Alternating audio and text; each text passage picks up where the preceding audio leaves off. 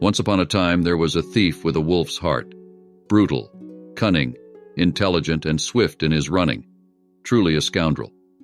However, he had a major flaw, at least according to individuals of his kind. He was incessantly dissatisfied with the latest loot, the last robbery against a merchant, or the most recent bloodthirsty traps he had set for some caravan. He sought something else. What exactly? He couldn't say. A miracle, perhaps. A treasure, an eternal light, an impossible tranquility. He suffered from this lack for which he couldn't find a name. He was ignorant of where his melancholy came from, and so he lived with it like those heavy loves that sometimes burden the soul. One evening, in search of prey, he stealthily entered a defenseless house.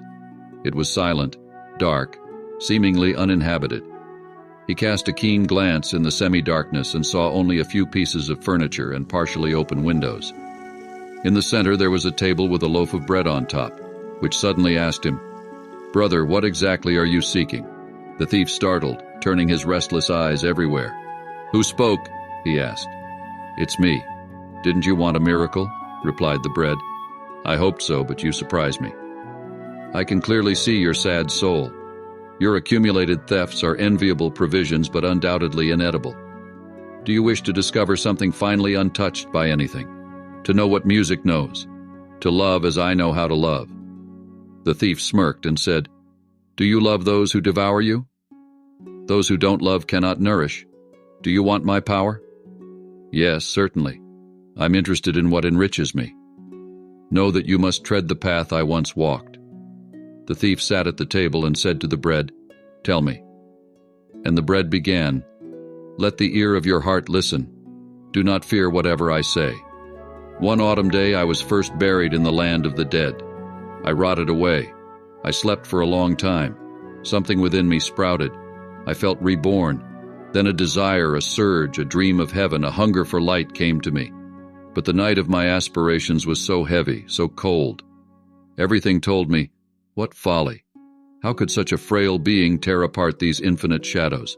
Is there any proof of daylight somewhere in this universe? 100 times I was on the verge of giving up. 100 times I was seized by fury. How did I manage? I don't know. One morning a blade of grass sprouted.